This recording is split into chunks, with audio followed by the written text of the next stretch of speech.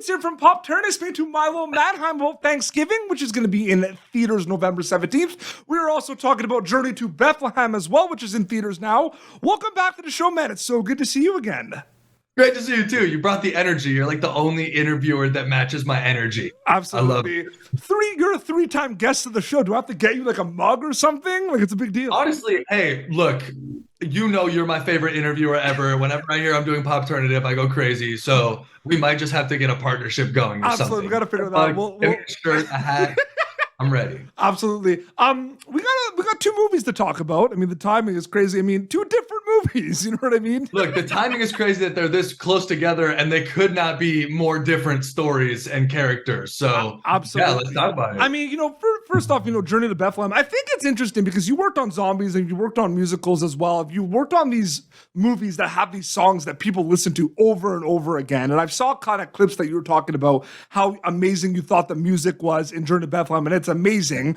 So are you conscious of like the Spotify playlist culture that happens like after the movies come out while you're filming it? Like, are you thinking about like, man, these songs are going to be on so many playlists, or does that happen afterwards? Okay, great question. Oh, off to a great start.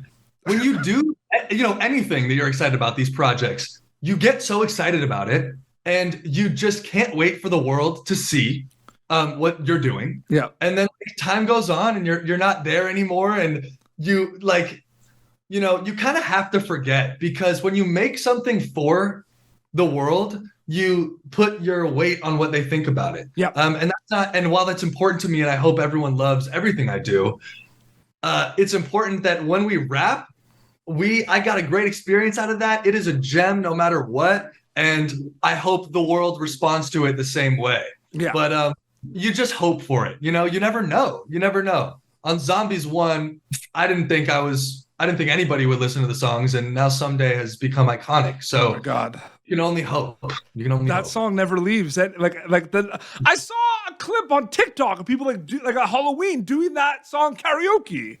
It's crazy. I've had people play me that song not knowing it was me singing it, which is like awesome that they're not just buttering me up. They actually like it, which is a good feeling. But so last time we spoke, you were in Serbia filming Journey to Bethlehem, correct?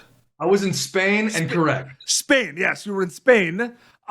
And which is basically, it's the middle of nowhere. It's funny because Sure. The facial hair. I noticed that afterwards, right? Because you had right. The facial hair, and then the clips came out. I'm like, that's the movies we're in. Right. No, I think it was, I'm trying to think of the timing of it all in my head, but I was doing school spirits press as I was getting ready to go shoot this. And I was in a very awkward phase. I never really got out of that. You were in a hotel and there was Wi-Fi connection problems. And I was like, oh man, but then we did it and it was perfect. Right. No, right. But I was just like, nobody knows that this is why I'm doing this, but I'm doing this for this. And I don't know. Hopefully what is your mindset going back in time for a character? Like, are you focused on how the character looks, how he speaks, the whole kind of environment? Like, what is that mindset? Dude, these are great questions. And these are the questions that I asked myself, I guess, and then sort of got over because I thought that there was so much more. Wait till you hear my Thanksgiving questions, man, because I'm a horrible guy. I can't wait. Wait. That's where my head was at. Okay, I need to learn everything about this guy. Luckily, he is a person that people have talked about, so I had something to base him off of. But I wanted to honor him and make sure that I did him justice. Wait, sorry. Remind me your question so I know that I can answer it. What are you thinking of going kind of back in time for a role like this? Like how he looks, what he talks about, his environment?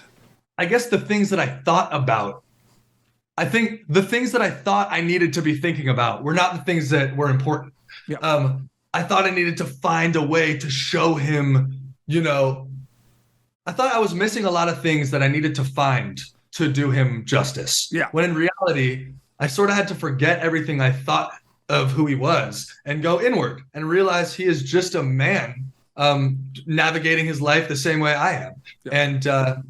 And in that way, I do think we're very similar. I'm a protector. I absolutely want to take care of my woman whenever I have one, I guess, if that makes any sense. Like Joseph, those are his ideals, and that is who I am. And it was a blessing to be able to learn all the the trappings of the story, if you will, the rest of this very iconic, if not the most iconic story ever told. Absolutely. 100%. And that's in theaters now. It's crazy that people are able to finally see it. Like you go, you wrap it. It's kind of like it was like in your hands and now it's like out of your hands, right? That's always going to be a weird feeling, right? Dude, you're asking these questions, but you're like also like answering them because that's exactly what's been on my mind these months. And on one hand, I'm so grateful to be a part of a union like SAG that fights so hard for us and long for us when need be. Yep. And on the other hand, it was so frustrating not to be able to celebrate something that I was so excited about and that I felt like the world needed. And,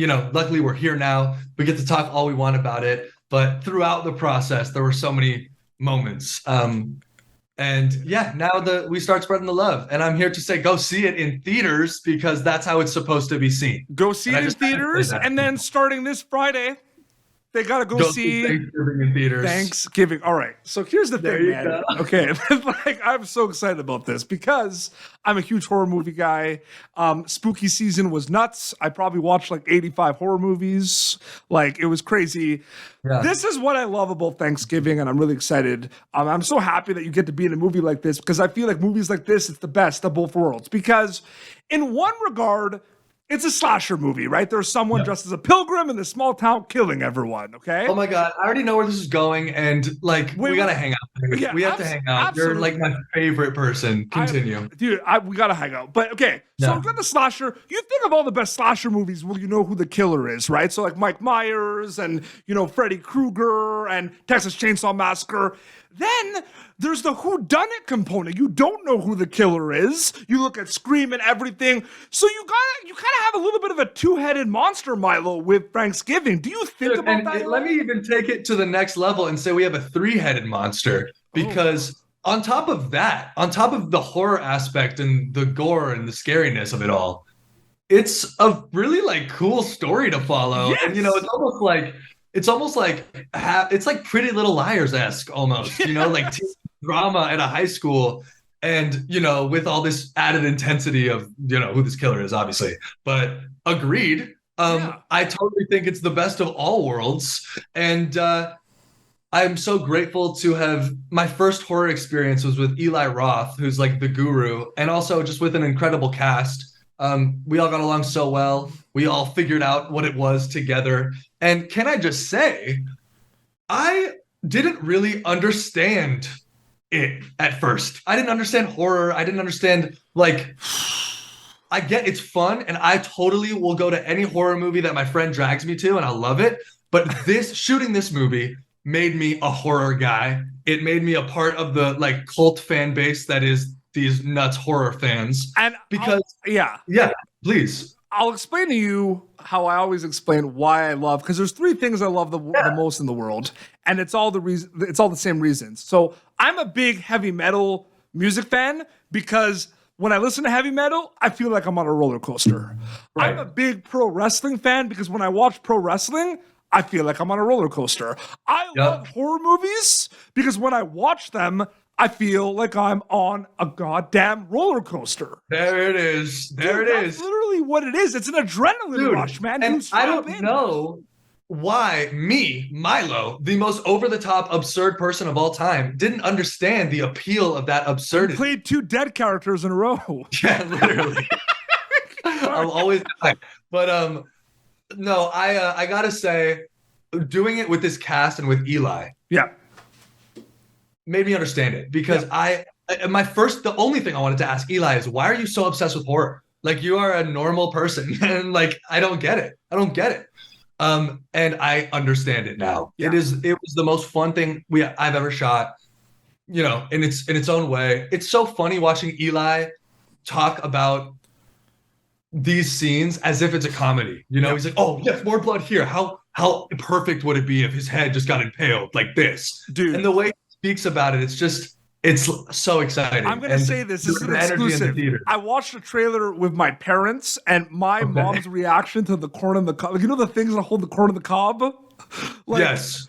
Her reaction, the reaction to that was the greatest thing ever. Everyone was screaming at the same time. And can I just say something? In the grand scheme of things, when it just comes to reading the script, that was like one of the like ones that kind of passed me by when it comes to the creative depths. Not to say that that's not the case in the movie, but reading the script, I was like, oh, cool. Just because it's filled with things like that. But Jenna is an incredible actress. She's a Toronto local. Yep. And she really shines in this movie. And that her scene was the most chilling for me. Absolutely. And you know, getting back to what you said about Journey to Bethlehem, about going to see it in theaters, and I think horror movies do this so good. One of my favorite things about going to the movie theaters, Milo, is the sound of these movies, like the sound editing and sound mixing.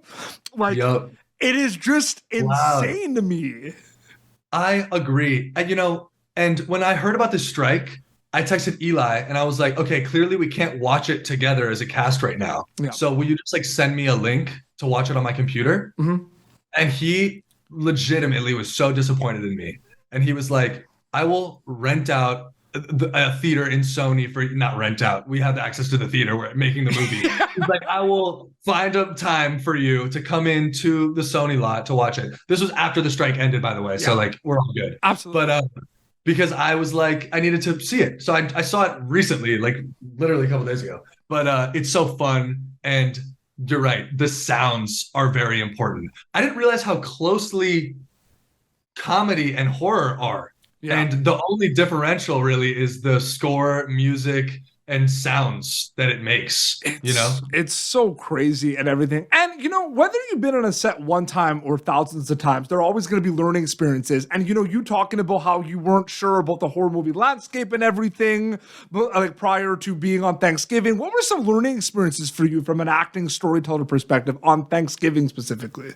Okay, I'm going to say this. As an actor, it was very new for me, and I got to unlock a new sort of method, I guess, that works for me. Yeah. So that was really exciting.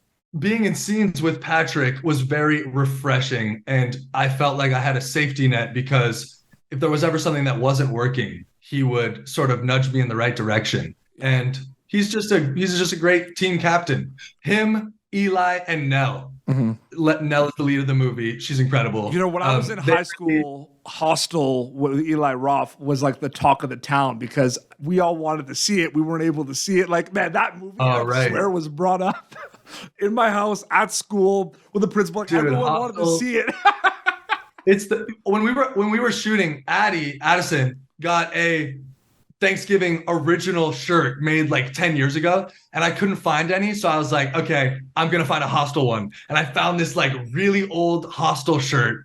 I should wear it to the screening. But it's like my one like really like cool thing that like my film geek nerdy Eli Roth fan thing that I took out of this thing. That's so crazy, man. And I have to tell you, man, seriously, dude, like, Journey to Bethlehem, Thanksgiving, School Spirit, Zombies, like, these are all different projects and these are all different characters, man. So I just wanted to say, like, props to you, man, honestly, like, incredible Thank stuff, you. Dude. I appreciate that so much. And I really love that. I love that everything I do is so different. And I really hope to continue doing that. Yeah. I have exciting stuff coming in the future that I think follows that path, or should I say lack of a path. Because it's all storytelling at the end of the day, right? Maybe the mindset changes a little bit, but it's all storytelling for Milo Manheim. I love people. That is the heart of it. I love understanding people, and I love, pretending to be someone, creating a person. And I also just love experiencing life as Milo because that always helps me bring something new. And I think, and in a weird way, sometimes I get a little nervous about doing such different things because of all the clashing audiences. Yeah.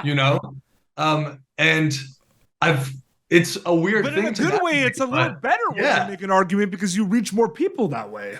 For sure. And, I'll say this, anytime I do a film or a project, I'm 100% committed. Yeah. I never half-ass anything. And, I just hope people know that I can take Zombies just as seriously as I take Journey to Bethlehem, just as I take Thanksgiving, even though they're completely different vibes, completely different themes, and they call for different things. But that's what I'm about, is learning new stuff, and Absolutely. I'm going to keep doing crazy different projects. And Journey to Bethlehem's in theaters now, Thanksgiving in theaters starting November 17th. Milo, it was so great chatting with you again, man. Thank you so much for coming back on the show, dude. Dude, I was excited to see you, and my expectation was surpassed again. So I can't wait to see you in the future. Dude, that really means a lot. Milo Manheim on Instagram and TikTok, all that stuff, they'll find it, right? Just put Milo Manheim, they'll find it, right? Milo Manheim everywhere. You'll do it. Yeah, you got it. You got it. Awesome. Well, this has been Popternative, youtube.com/Popturn for previous episodes. You can, of course, catch Milo in Journey to Bethlehem, which is in theaters now, and then Thanksgiving, which will be in theaters starting November 17th. Until next time, this is Milo Manheim and Petey Beats signing off. Thank you for tuning in to Popternative. Make sure to check out our past episodes of Popternative on YouTube. This has been an Autograph Communications production.